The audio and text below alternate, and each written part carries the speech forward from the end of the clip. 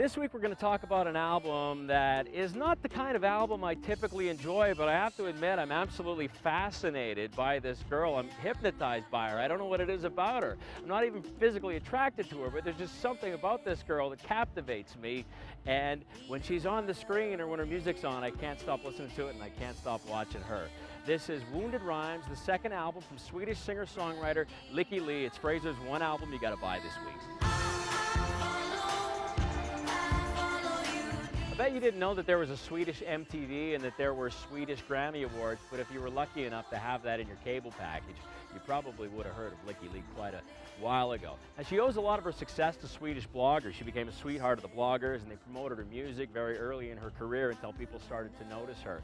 They actually asked her to be on the soundtrack for the original Twilight movie. At first she declined, but then after watching the movie she decided that it was okay and that they could use the song. So I don't know, maybe she's not as cool as I originally thought she was. She's had one of her songs featured in the movie Sorority Row, as well as performed on Glee. And you know, if your song is performed on Glee, you've made it big. Most recently performing on Jay Leno. Before we know it, Sweden is going to be known for more than IKEA and Matt Sundin. I think they're going to be known for Lyike Li as well. Lyike Li's real name is Lyike Zachrisson. She's from Sweden, stage name Lyike Li, and she's wonderfully talented and wonderfully unusual. If you want to see what I mean by unusual, just YouTube her short film. It's called Solarium.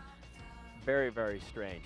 She's traveled all around the world. Her mom was a photographer, her dad was a musician. When she was 5 years old, they moved to Portugal where they lived on the top of a mountain for 5 years. Later on, they spent their summers in Spain and Morocco. They spent their winters in India and Nepal. When she was 19 years old, she moved to Brooklyn for a couple of years before returning back home to Stockholm, Sweden when she was 21 to record her debut album. Over the next couple of weeks, we're going to feature some great Calgary music, including the new album from Black Phoenix Orchestra and Michael Bernard Fitzgerald's live album. Great live performer and an all-around great guy. Meantime, thanks a lot for watching, and please keep buying music.